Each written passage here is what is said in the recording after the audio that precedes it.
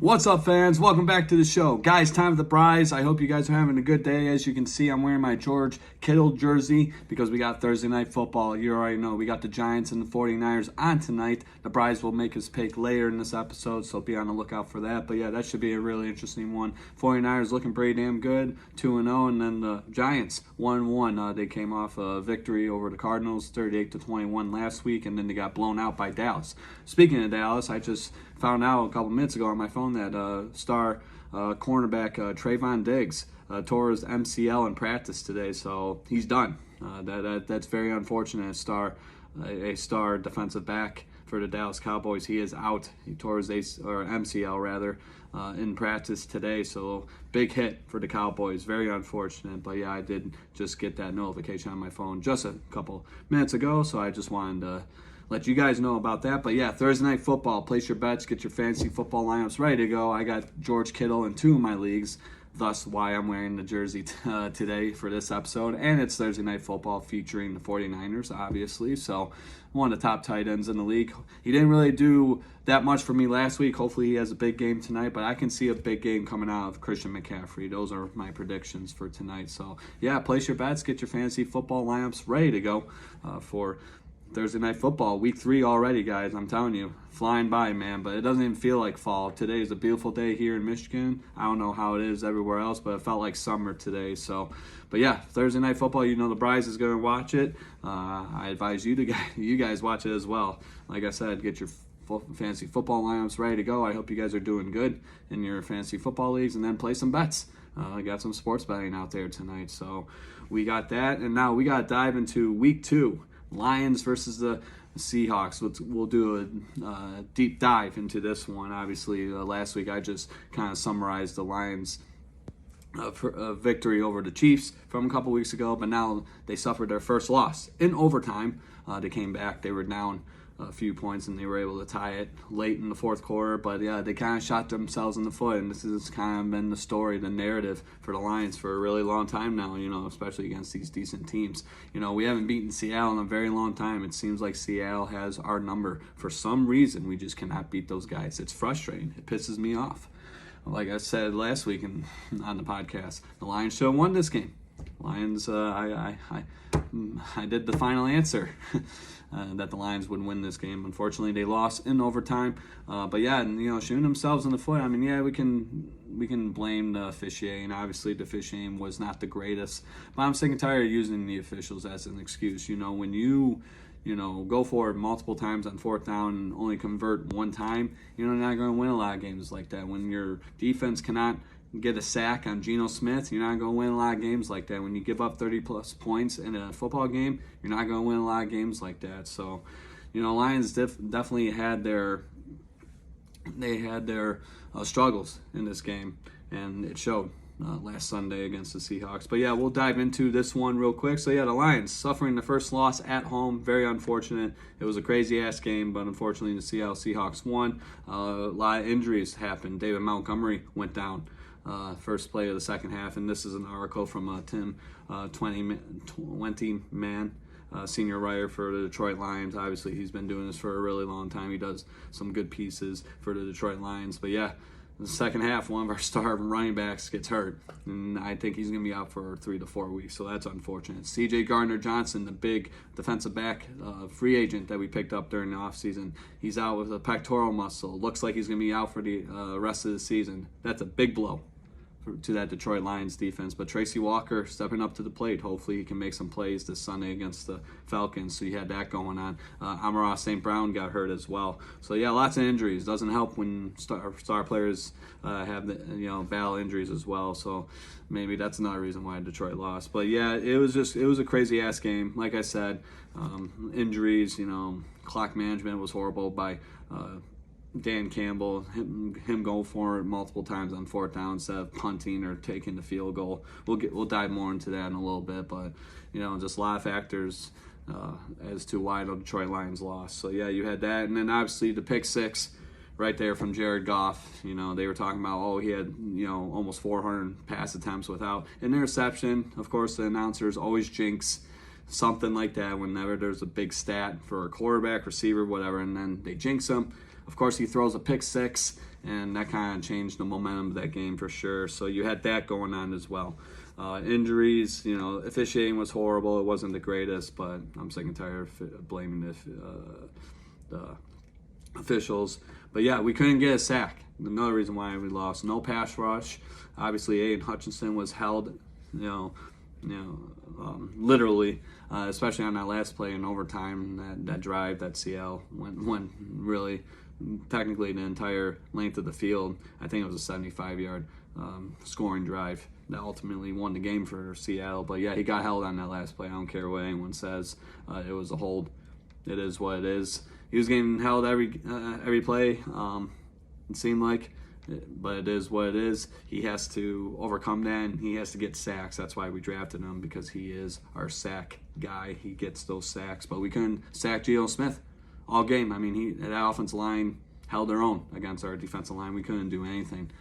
Couldn't create pressure for Geno Smith. I mean, he had all day to throw.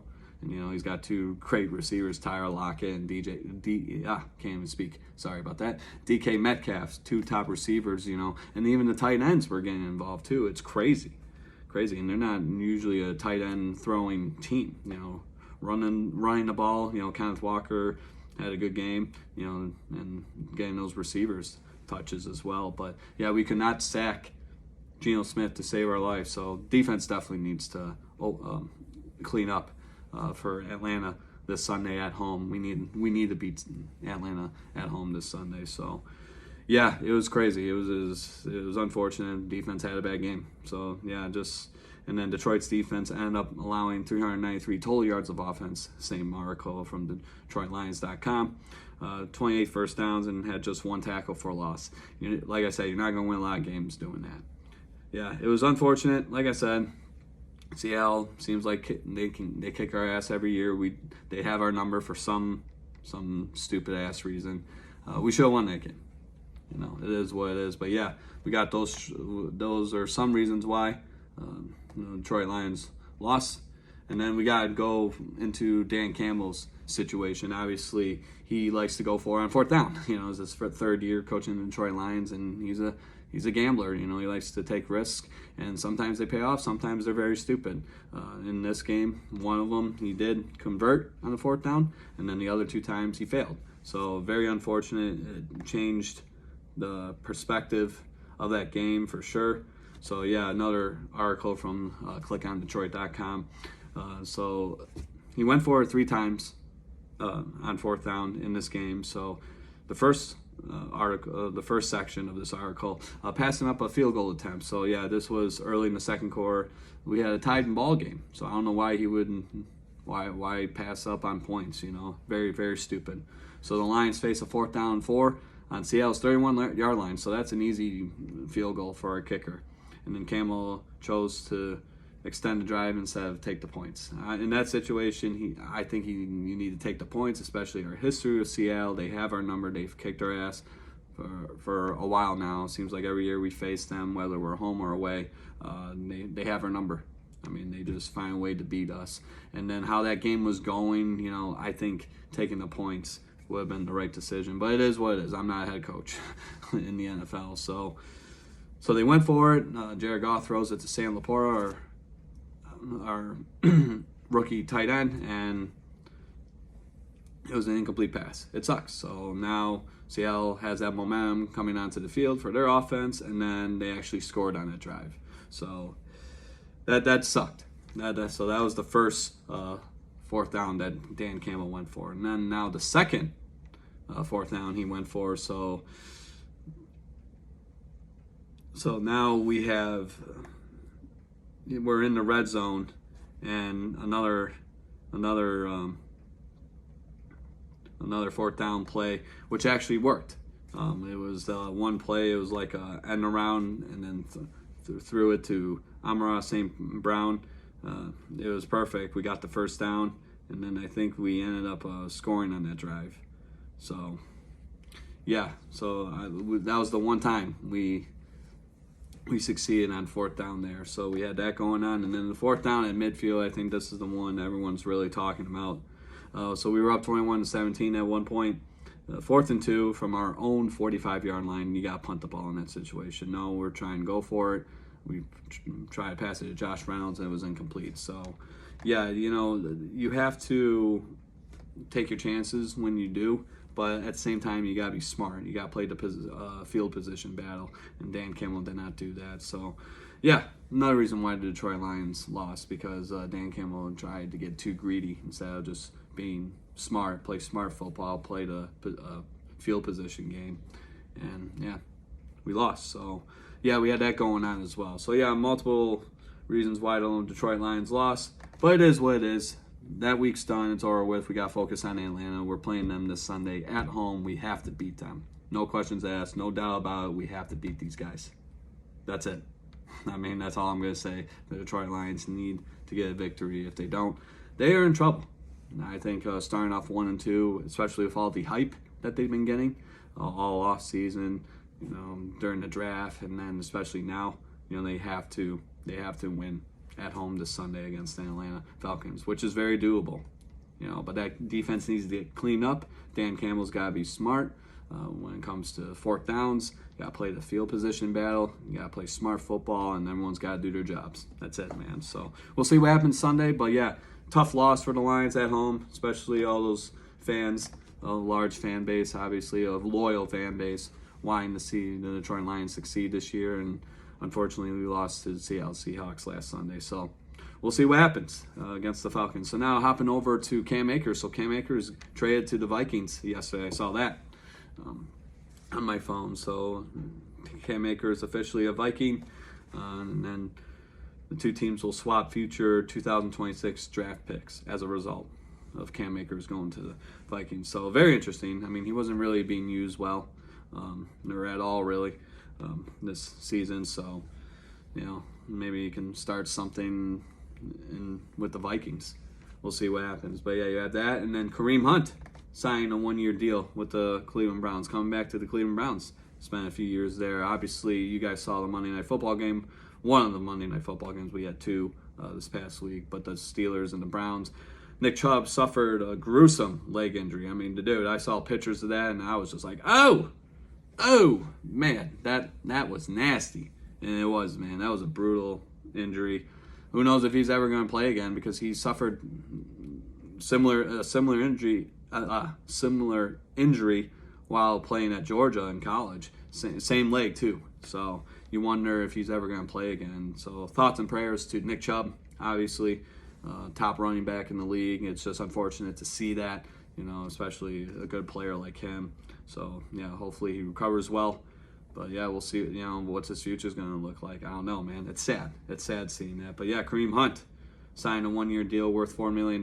So, obviously you got Jerome Ford. Yeah, Jerome Ford there now.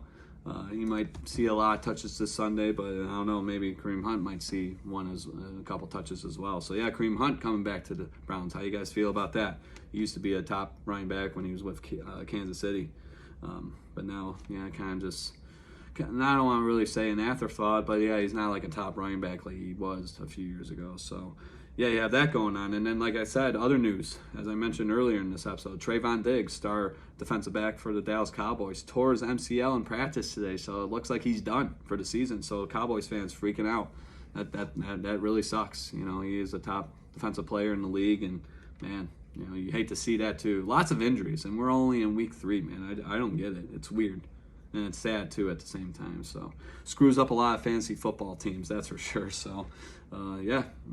Thoughts and prayers to all the injured guys, injured football players. Hopefully they recover well. So now we got to dive into week 3. So obviously tonight, as I mentioned before, we got Thursday Night Football. We got the Giants and the 49ers. This one's going to be an interesting one in California. So the San Francisco 49ers looking really good on both sides of the ball. Giants, I'm not really too confident with them just yet. Obviously you're going up against, and they went up against the Cardinals, second-string quarterback. Kyler Murray still out with an injury. So you got the Giants and the 49ers. The Brys' pick tonight. You're looking at it right here, baby. The 49ers will win tonight's matchup for Thursday Night Football to start off week 3. So, like I said, get your fantasy football lineups ready to go. I got George Kittle in 2 of my leagues. I'm in 3 total this year because the Brys loves fantasy football. And he's got to have a big game, but I can see a big game coming out of Christian McCaffrey as well. So, yeah, San Francisco. The 49ers will win tonight. That is the Brys' pick for Thursday Night Football. And then the rest of the picks for Week 3. Let's do this real quick. So we got the Tennessee's Titans at Cleveland. Cleveland without Nick Chubb. Deshaun Watson did not look too good. Maybe does Kareem Hunt. Is he the game changer in this one if he does play? Or does Jerome Ford step up to the plate as the premier, the top running back now for Cleveland? I don't see anything happening for Cleveland, so I'm going to pick the Tennessee Titans on the road defeating the Browns. So Tennessee winning that one. Atlanta at Detroit. Like I said before, Detroit has to win this one at home. Bounce back from that shitty loss to the Seattle Seahawks last week. So once again, the Brys will pick the Detroit Lions to win against the Atlanta Falcons this Sunday at home. So I got Tennessee and Detroit, New Orleans at Green Bay. I like Green Bay in this one. They lost a nail-biter last week against Atlanta. They lost by 1 point, but at home, I think Green Bay has a chance to win that game. I like Green Bay at home. So Green Bay wins that one. Denver at Miami. Miami looked really good Sunday night against the Patriots, so I'm going to go with Miami. Tyreek Hill, I think he's battling a toe or an ankle injury, so hopefully he plays. I have him in one of my leagues. So Miami at home wins that one. The Chargers going up against the Minnesota Vikings on the road. So, yeah, this one's going to be a really interesting one. I don't know. Both teams, I do believe, are 0-2. So, they're both looking for their first victory. And I read something with the Chargers. They are the first team in the Super Bowl era. 32 teams have scored 50-plus points and won their games, the first 2 games of the season. Chargers are only team in the Super Bowl era to not win both their games, or it was something. I think it was just in the Super Bowl era. 32 teams have scored 50-plus points and committed zero or have 0 turnovers. The Chargers are the only team to lose both of those games by scoring 50-plus points and having 0 turnovers. So I read that today. That's from SBNation.com. I read that. I thought that was really interesting. Scoring all those points and not committing any turnovers, but then you're 0-2 to start off the season. So both teams, like I said, and the Chargers and the Vikings looking to win, get their victory today. Austin Eckler, who knows if he's going to play today, this Sunday. Hopefully he does, but it doesn't look like it.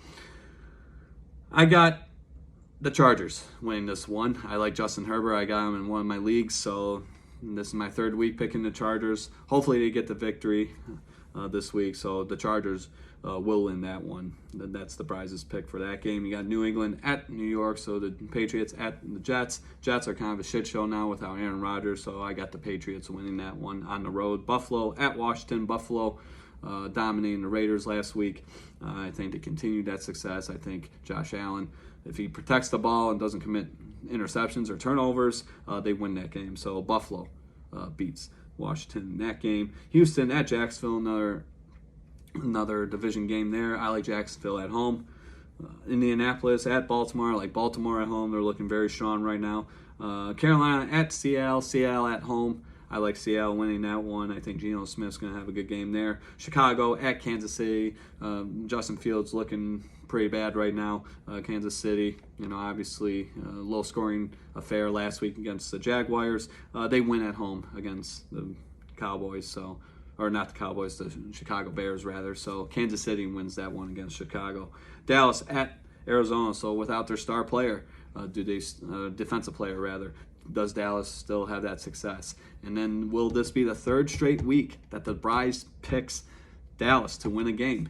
Yes, it is. Dallas wins on the road against Arizona. So there you go, Crazy Chris. Yeah, I'm drinking that Kool-Aid for the Dallas Cowboys. I love you, buddy. So yeah, Dallas wins that one at Arizona, and then the Sunday night football game rather. You got Pittsburgh at Vegas. Vegas might be without Devontae Adams. Who knows? But I actually like Pittsburgh winning this one on the road for Sunday Night Football. And then, like we did last week, this week we have 2 Monday Night Football games. So the first matchup, 7:15 p.m. on the ABC, we got Philadelphia at Tampa. I like Philadelphia win this one. They did struggle. In the first 2 games, they've struggled a bit. especially last week, Thursday night, they struggled a bit against the Vikings. They let them come back after having a strong first half and kind of a shitty second half. So hopefully they clean that up. But I like Jalen Hurts and that defense of Philadelphia. So Philadelphia wins that one against Tampa Bay. And then the second Monday Night Football game, you got the Los Angeles Rams going up against the Cincinnati Bengals. Bengals are 0-2, man. Yikes. Not looking too good. Los Angeles Rams, Matthew Stafford on the road. I like the Rams winning this one against the Cincinnati Bengals. And those are your picks.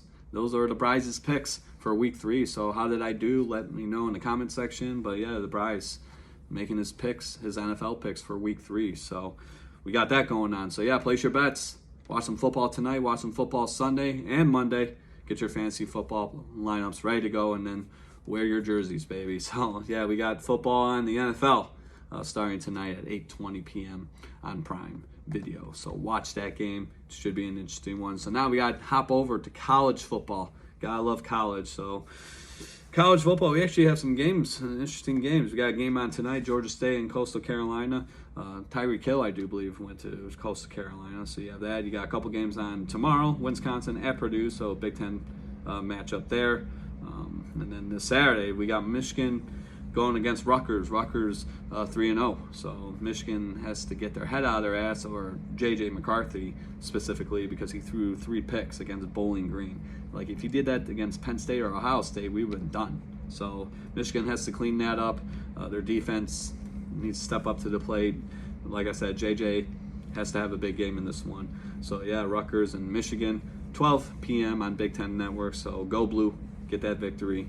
And Harbaugh, I think Jim Harbaugh is coming back this week, so that'll be interesting to see him on the sidelines. So you got that. Florida State at Clemson, that's going to be a really interesting one. Oklahoma at Cincinnati, Army at Syracuse, Auburn, Texas A&M, Kentucky and Vanderbilt. Let's see, Colorado at Oregon, 3:30 p.m. on ABC. So that's going to be a really interesting one. Obviously, Colorado taking care of business last week. A very exciting game between them and Colorado State. Double overtime.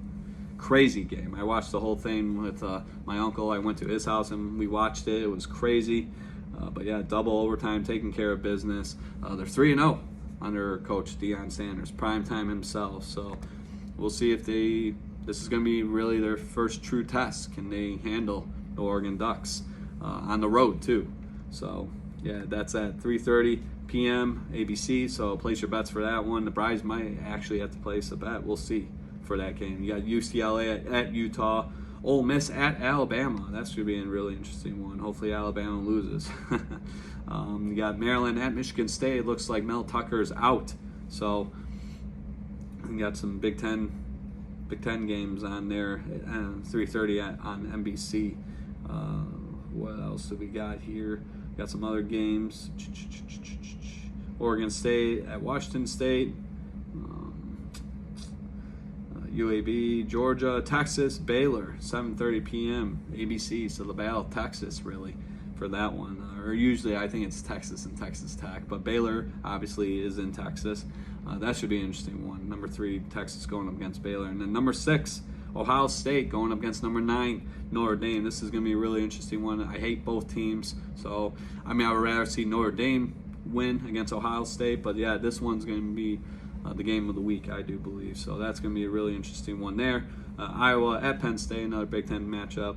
But, yeah, we got some games this weekend, guys. So, yeah, watch some college football. Place your bets. Really excited, really interested to see that Ohio State-Notre Dame game, how that's played out. Ohio State on the road, traveling to South Bend to go up against those fighting Irish of Notre Dame. So, yeah, Michigan's got to win. Got to take care of business against Rutgers. They put up a lot of points, but, we're playing at the big house. Jim Harbaugh is returning as head coach. J.J. McCarthy's got to have a game after having a shitty game last week. So, you got that. And then Colorado, Oregon. That's going to be a really interesting one. And Ohio State and Notre Dame, that's going to be the game of the week. So watch that one. Place your bets. College football. We're already in week 4, guys. It's crazy. So got that as well. And then, as always, on Guys Time with the Brys, we end each episode with UFC. So lots of announcements coming out. We have a fight night this Saturday. We got 2 lightweights going at it. We got Rafael Fazeev going up against Matus Gamrot. So 2 lightweights going at it. That should be a really interesting one. Bryce Mitchell going against Danny Idge. That's going to be an interesting one as well. You got Michelle Watterson back in action. Nice to see her. She's very attractive. But she's a badass too. So she's in action against Marina Rodriguez, women's strawweight fight there. So yeah, fight night this Saturday, 7 p.m. Place your bets for that one. But yeah, we got some big events coming up. So yeah, it was announced today.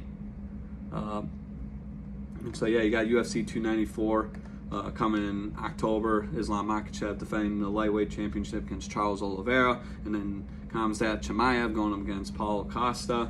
So that's going to be a really interesting pay-per-view there. And then yeah, UFC 295, you got John Jones going up against Stipe Miocic. And then I think it was announced today that the co-main event for that pay-per-view is going to be Yuri Prochaska going up against Alex Pereira, lightweight co-main event. So that's going to be a really interesting fight. So can't wait for that one. But yeah, UFC 295, Saturday, November 11th. Place your bets for that one. And then I think UFC 296 in Las Vegas, it was announced that Leon Edwards is defending the UFC middleweight title, or welterweight title, excuse me, against Colby Covington. Haven't seen him fight in a while, so that's going to be a really interesting fight as well. So yeah, news coming out from UFC president Dana White. And then I think there was another one, Alexandre Pantoja going up against Brandon Royval for the UFC flyweight championship. I think that's for UFC 296.